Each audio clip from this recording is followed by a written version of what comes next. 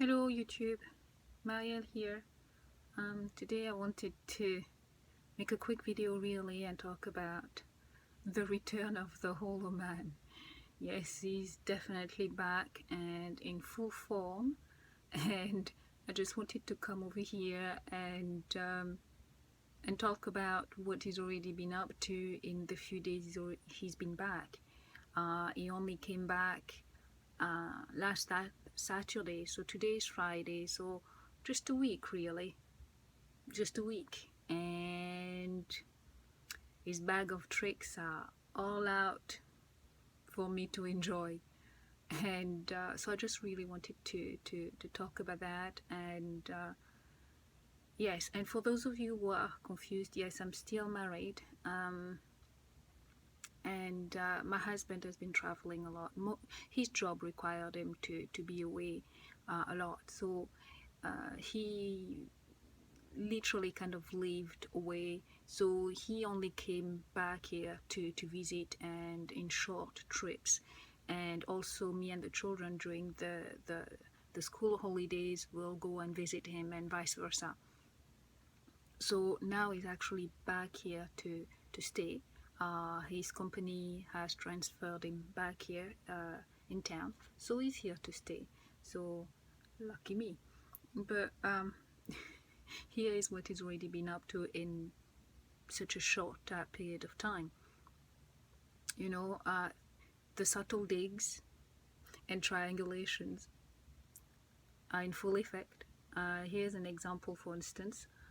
My daughter actually was organizing her day out, you know, on the phone, and I made the mistake of actually joining them. Both of them were together, you know, in an effort to act normal and social. And yes, that was a mistake, because he very casually mentioned to our daughter how nice it was to have a busy social life. Now, the way he said it wasn't even like that. I'm really just putting on too much effect here. The way he talks is just so level. You just cannot. Let's put it that way. I didn't even think it was a dig until this morning. And it just into my head, you know, came into my head. Oh my God, that was a dig. Because here, you know, here it is. Between the three of us, me, our daughter, and himself, the wolf, I'm the only one without a social life. I'm the only one without friends. I'm the only one without family. I'm the only one completely alone. So, of course, he's referring to me. And it in such a way that at the time I wasn't even able to catch on that he was referring to me.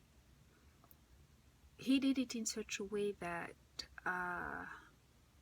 because his level of tone was level, because of the way his demeanor, he was on the chair, he was relaxed, and really it could actually, when those words came out of his mouth, it could have been addressing nobody. He's very good at that. He's very, very, very good at that. He could be addressing, it could be just talking to himself or the walls or anything but either me or the daughter, so that if I had been offended right there on the spot and said something, he would have been able to spin it into, I was just talking out loud, or what's wrong, or he would have found a way, you see. But he was talking to me, and the other way to actually see this is that it's totally insensitive for somebody who's, you know, who cares about you, who knows your situation, who feels for you, to actually even mention something like that at all. That's how I know it was a dig. because a kind person, somebody who, just like I mentioned before, who cares for you, wouldn't. They will be self-aware enough to know that, that could be misconstrued. The other thing as well is the dreadful feelings. The feelings of hopelessness and helplessness are back in full force inside of me, because my daughter has started to sneak out in the middle of the night, sneak out of the house, and I've almost caught her twice, and then she goes the fool, saying, oh, you scared me, oh my god, you get me, oh, flailing and doing a game, and and lying that she's going to the bathroom, or she's going to get the drink or something like that, makeup is on and stuff like that, and the door is almost open, the door to the outside, one of the doors, the latch is undone, and all of those things. And the thing is, my daughter knows, she knows that to me this is a safety issue. It's not so much that I mind her going, but unless I'm going with her, unless I know who she's going with, really for me it's a safety issue. It's more my concern about her, and she knows that. But she's choosing now to ignore that completely, even though she's going during the day all the time. She's going out all the time during the day, and that's not enough. And now that she knows that her father is back here, she has decided to do that and ignore me, simply because she knows that even if I did catch her, I will not be able to. There's nothing I can do. I will not be able to stop her, especially with her father here to back her up and encourage her no matter what. So she knows she doesn't have to listen to me anymore, and also she knows that I will not. She knows I will not bring it up, because she knows that I know that if I bring it up, if I bring the issue to try to confront her, she knows that her father will back her up and not me, and also bringing the issue would only weaken my already weakened position in a very blatant manner, which would all the while strengthening their position. So all I can do really is pray that she remains safe, and I have to keep my mouth shut. I truly just have to keep my mouth shut. Here's another example of me, my hands and mouth being literally virtually bind, and my hands tied behind my back. Because if I do what I'm supposed to do as a parent, and I come and bring the subject up and try to reason and try to rationalize and try to get them, that situation will turn so fast on me, and it'll get possibly so vicious that I know I'm going to cry. I know I will cry and break down in front of them, and that's the last thing I should be doing at this point, really. I'm feeling weak enough as it is, and doing that will just do me absolutely no good, because I'll go nowhere. So even as a parent, I can't even, there is nothing even in the most conventional way, I can't even protect my kids. Another thing that's back as well, is the messing up and the dirtying of the house. Oh yes, that's one of his things he's always done and is very good at. For example, you know, handling things with dirty hands, so he leaves marks everywhere, so I have to go back, I have to go and clean. Putting containers, empty containers, back into the fridge, whether it's orange juice, whether it's his beer beer bottles and stuff like that, anything he uses, he puts them back into the fridge. Not a huge bunch, but 1 or 2 or 3 there, you know, not every day, but you know, once in a blue moon, you know. Well, obviously within a week it's already happened like 4 times, so you calculate, you know. For instance, you have like the little ties that you find on bread packs, to keep the bread fresh. Those little things, he'll leave them on the counter, you know, in the kitchen, on the counter, right into a place where I can see it.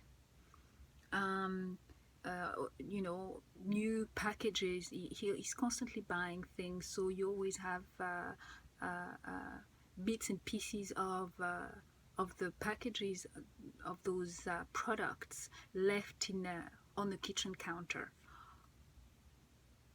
and in plain sight, so that I should see that, so that I can notice, so there is no way for me to ignore.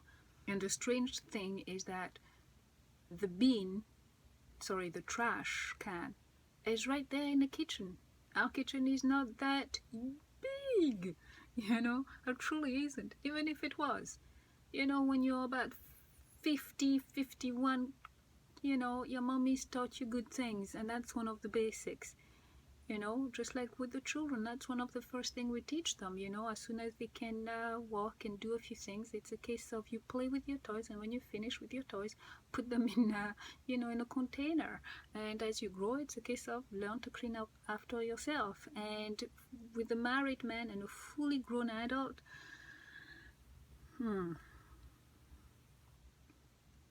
and the worst thing about that situation is that my daughter has already joined him back into playing that game, and that's always been actually one of their favorite games between the 3 of them, my wolf, my daughter, and my son, for the longest time now. Now that I know that, you know, that was one of their favorite thing to do against me.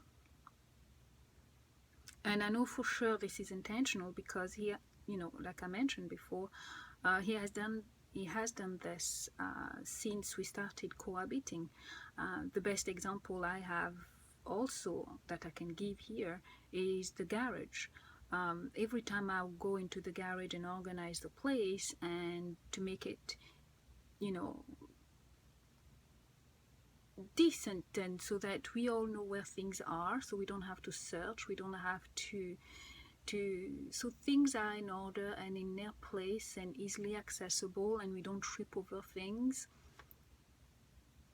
I'm sure you understand this is kind of normal, right? Well, within every single time I've done that, and within a week everything will just go back to being in its original messiness. And like I said, every time.